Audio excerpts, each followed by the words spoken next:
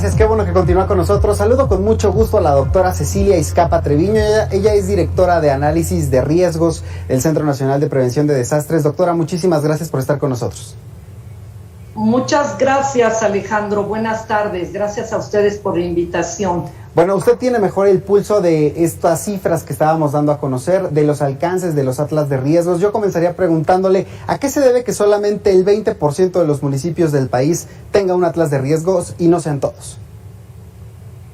Sí, contamos con la totalidad de los atlas estatales. Los 32 estados cuentan con su atlas de peligros y riesgos y efectivamente tenemos una cobertura del 19.7%. Son 487 atlas municipales de los 2.469 municipios que tiene el país. Esto se debe a que los atlas de riesgos son instrumentos técnicos que requieren de varias cosas. Requieren de recursos económicos, de contar con un presupuesto para elaborar este instrumento. Se requiere de la intervención de varios especialistas, el conocimiento de varias disciplinas. Se debe de conocer de sistemas de información geográfica, de hidráulica, de hidrología, de química, de ingeniería civil, de geofísica, en fin, de muchas disciplinas que los municipios no cuentan muchas veces con este personal. Sobre todo porque tenemos, hay que reconocer que el país es bastante diverso y desigual en todos sentidos. Entonces hay unidades municipales de protección civil bastante bien conformadas con el personal y el presupuesto suficiente y otras no. A eso yo atribuiría principalmente el que no todos los municipios cuenten con sus atlas, que es la obligación de cada municipio su elaboración. Ajá. A ver, doctora, vayámonos al detalle, a las cifras, porque veíamos en esta revisión por entidades, por ejemplo, que el Estado de México tiene el 100% de los municipios con un atlas de riesgo. Sin embargo, nuestros compañeros de Mega Noticias Toluca nos hacían referencia a que sí se tienen estos atlas de riesgos, pero no están actualizados. ¿Nos sirve un atlas de riesgos si no está actualizado? ¿Y con qué periodicidad tendría que hacerse? Sí, nosotros no está estipulado en ningún instrumento cada cuándo se deben de actualizar. Consideramos aquí en el Senapred que un tiempo prudente es al menos cada 5 años o cuando algún municipio recibe el impacto de algún fenómeno natural. Entonces es que debe de revisarse y actualizarse el instrumento con la información que se tiene de esta eventualidad que ocurrió. Sí es útil el instrumento como tal. Lo que se modifica pues mucho más rápidamente es el crecimiento de la población, la aparición de nuevas infraestructuras, que es lo que conocemos con nosotros como sistemas expuestos, ¿no? Toda la infraestructura que existe en el municipio, y más que nada, le digo, lo que se modifica es el crecimiento poblacional, ¿no? La mancha urbana.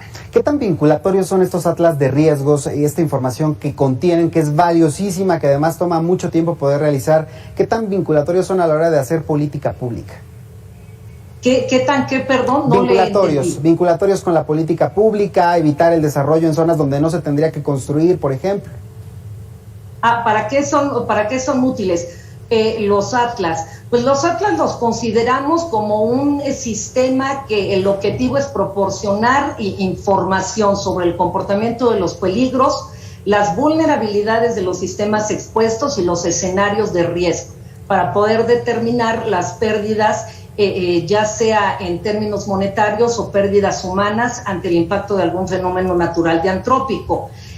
La utilidad principal lo consideramos un instrumento, una herramienta que puede servir para la toma de decisiones en el ordenamiento territorial y el desarrollo urbano. Sería una de las principales utilidades de los atlas. Los atlas se pueden utilizar en todas las etapas en las 8 etapas de la gestión integral del riesgo.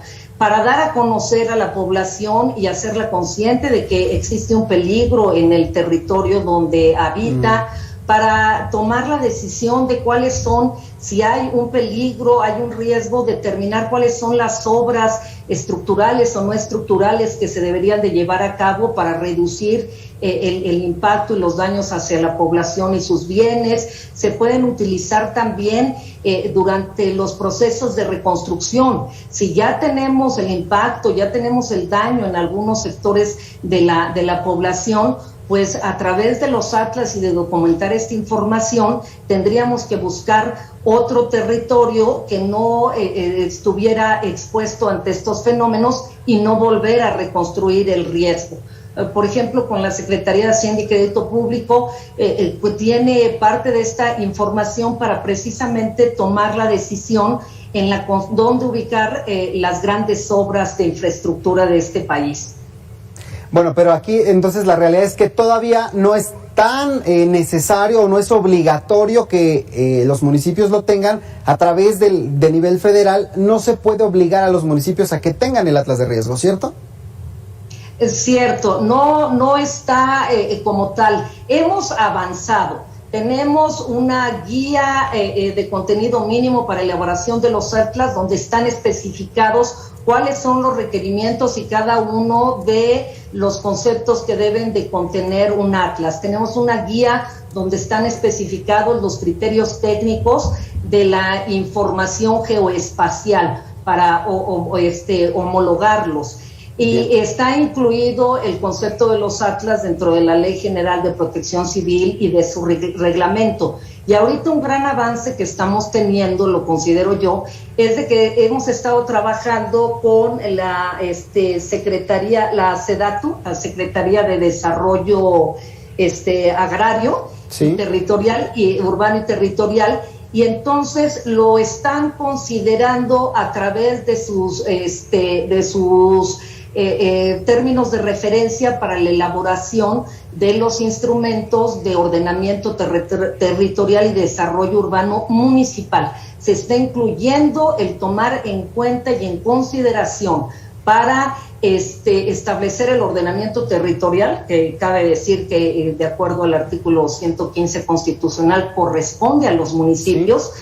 Y ellos tienen la atribución de asignar el uso de suelo, pero en estos programas de ordenamiento territorial de la SEDATU se está incorporando que uno de los puntos que se debe de tomar en cuenta son los atlas de riesgos municipales, estatales y el propio atlas nacional de riesgos. Bien. Eso considero que ya es un avance, no está en forma obligatoria, como bien mencionó usted, en algún otro instrumento, pero en ya está contemplado ahorita en los nuevos términos de referencia que se van a salir. Bien, buen dato, doctora. Le agradezco mucho estos minutos aquí en Mega Noticias. Buenas tardes. Gracias, Alejandro. Buenas tardes a todos. Ya sabe que puede recuperar estas conversaciones en nuestras redes sociales. Vamos